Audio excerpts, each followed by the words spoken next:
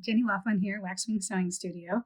I have in front of me the sleeves for the Tessuti Ray dress. And one of the things they ask you to do in the instructions is crimp the sleeve, which is something I had not done before the Ray. So I thought I'd do a little video to show you how to do it because it's really quite straightforward. So this is the finished that we're going for. We're putting a 1/4 inch stay stitch line in, and we're going to create this crimping, which is going to just shorten the overall hem of the sleeve.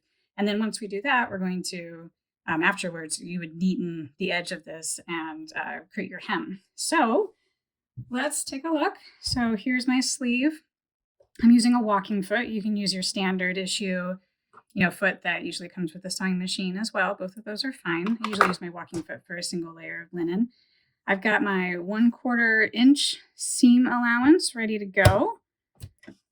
I'm going to make sure I'm not sewing the other side of my sleeve, which I tend to do sometimes. And then I'm going to drop my needle, do a quick back stitch.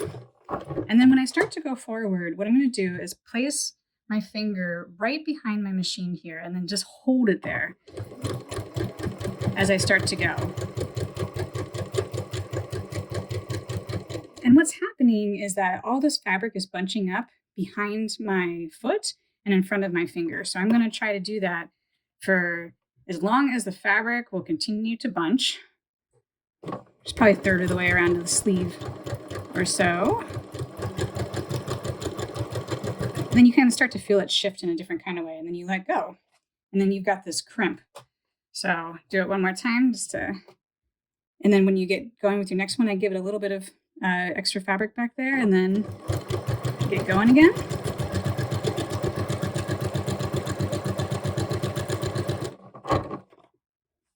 Pull my sleeve around.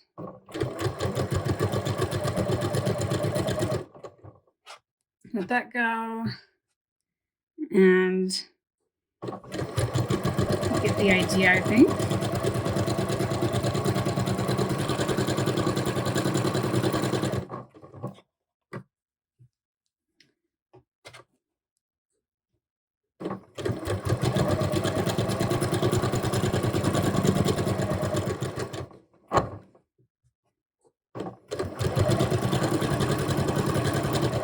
Once you meet up with your original, I went a little past it just to make sure the crimping is even. Do a little bit of a back stitch. And you have your crimp sleeve.